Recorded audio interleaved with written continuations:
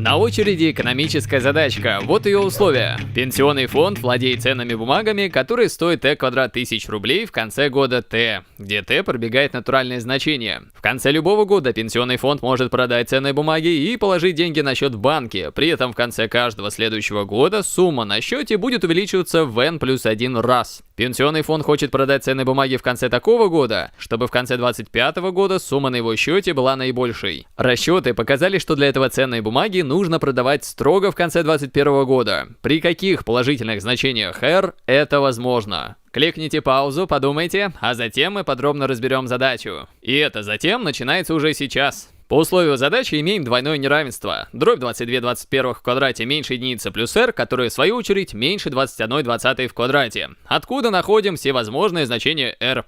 Задача решена, и все, кто ее осилил, большие молодцы. Вообще говоря, это была не шутка, и мы действительно уже можем расходиться. Ну, разве что, если угодно, я могу прокомментировать вычисления. 22 в квадрате это 484, 21 в квадрате 441, ну а 20 в квадрате это 400. Вычитаем единичку из каждой части двойного неравенства и получаем ответ. Левая часть неравенства задает дробь 43/441, а правая часть 41/400. Вот, на этом разбор действительно можно закончить.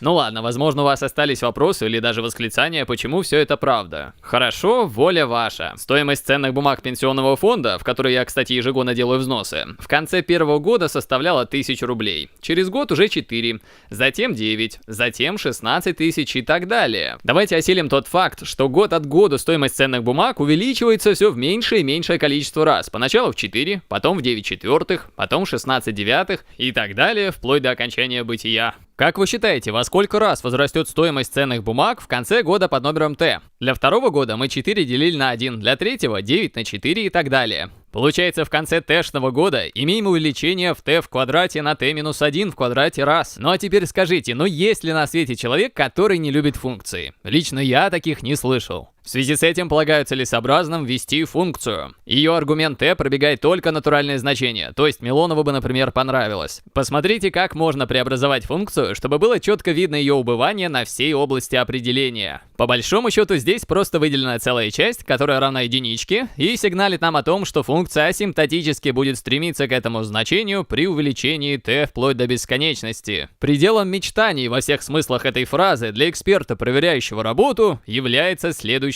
запись. Но это уже, как говорится, совсем другая история. Мне важно, чтобы вы поняли, в банке процент фиксированный. И поначалу нужна выжидательная тактика. Стоимость ценных бумаг будет расти сама собой. Но в конце одного хорошего года, в канун Рождества, выгоднее отдать деньги в банку, чтобы он их засолил и начислял фиксированный процент. Мы с вами, ребята, умные, читать умеем и знаем, что строго в конце 2021 года выгоднее продать ценные бумаги и положить деньги в банк. Пусть их там инфляция кушает. Ладно, я все не о том. Наш банковский коэффициентик должен быть строго больше значения функции в конце 2022 года, но при этом меньше значения функции в конце 2021 года. Посчитать эти значения не составит труда, берем вместо t 22 и 21 соответственно. Чем все это кончится, вы уже знаете. Все, кто осилил эту задачу, большие молодцы. Ну а если у вас остались вопросы, задавайте.